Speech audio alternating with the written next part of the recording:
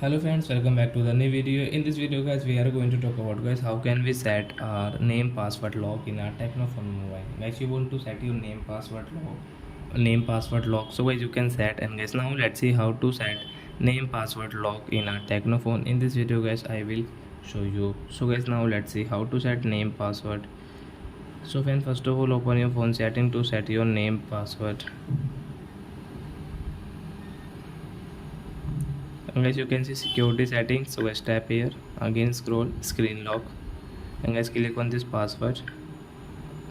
Okay, so guys you can take, and guys don't do any mistake here guys, be careful, because guys you can see there is no any option to check your password.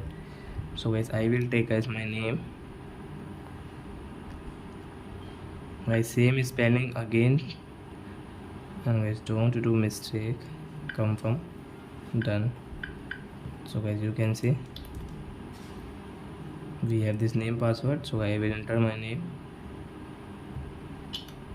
So I hope friends you have understood how to set name password in our Tecno phone. So that's it guys, thanks for watching.